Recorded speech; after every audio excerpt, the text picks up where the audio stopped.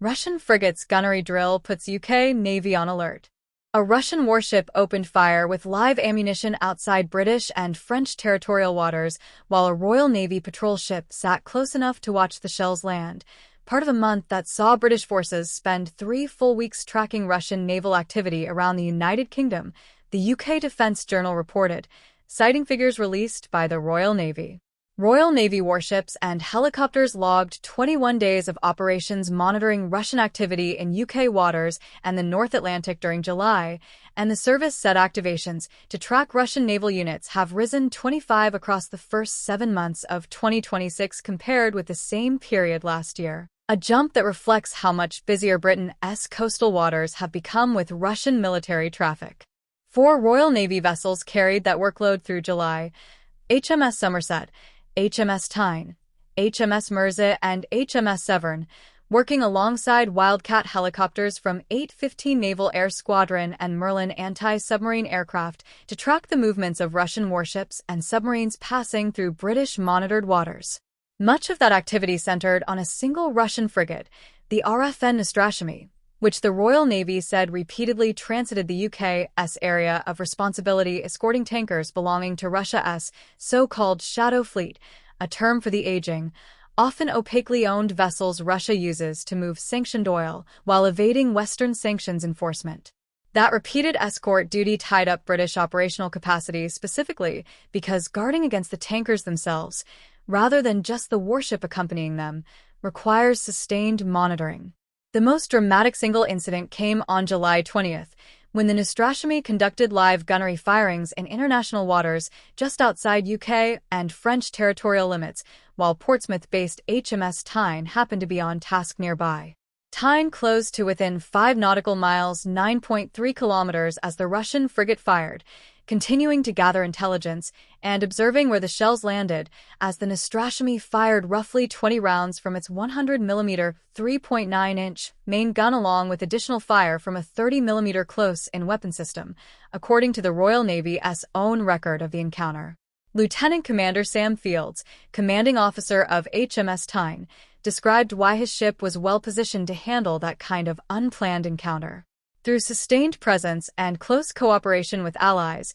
HMS Tyne was ideally suited to this task, Field said. The Neustrashimy is the lead vessel of the Neustrashimy class, a Soviet-designed guided missile frigate program known internally as Project 11540 that originally called for 7 ships, but saw only 2 actually completed after the Soviet Union's collapse disrupted the program, leaving both surviving vessels in service with Russia's Baltic Fleet, operating out of the fleet's base at Baltiysk. The frigate displaces roughly 4,400 tons at full load, stretches 129 meters 423 feet, and can reach speeds of 30 knots 56 kilometers per hour, or 35 miles per hour, carrying a mix of surface-to-air missiles, torpedo tubes, and its 100mm deck gun alongside a helicopter hangar for a single embarked Ka-27. The vessel has also drawn attention for reasons beyond its firepower, since the defense blog previously reported that Russia fitted the Neustrashimy with an anti-drone system called PURID-M, combining drone detection sensors with electronic jamming equipment specifically built to counter the kind of small unmanned aircraft that have repeatedly struck other Russian warships elsewhere in the war. HMS Severn activated twice during July to handle separate Russian naval movements. The patrol ship first shadowed a different Russian frigate, the RFN Admiral Grigorovich,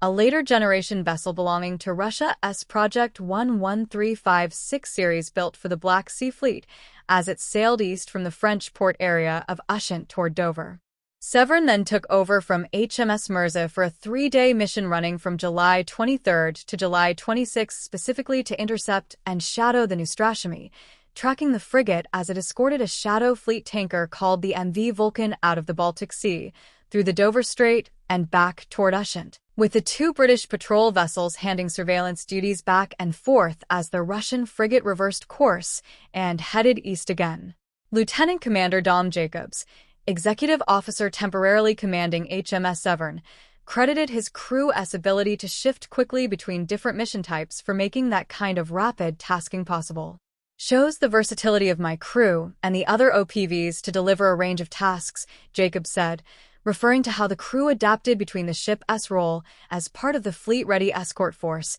and its separate function as the Royal Navy's fleet navigation training ship. Beyond the smaller patrol vessels handling shadowing duties close to home, the Type 23 frigate HMS Somerset returned to Plymouth on Friday,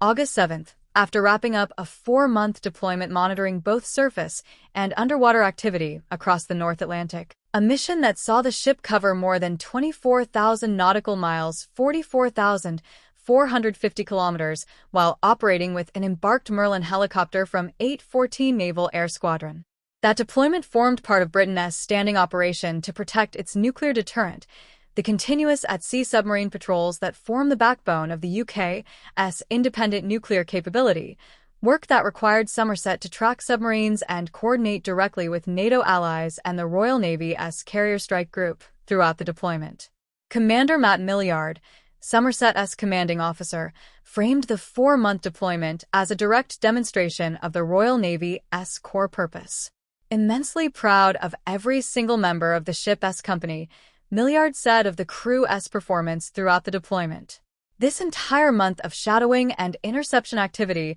did not happen in isolation from Britain's broader campaign against Russia's shadow fleet. The Royal Navy's July operations followed directly from the UK's interdiction of a sanctioned shadow fleet tanker called the Smyrdos in the English Channel back in June, part of a sanctions enforcement effort that has now targeted more than 500 vessels Britain has formally identified as associated with sanctions evading oil trade.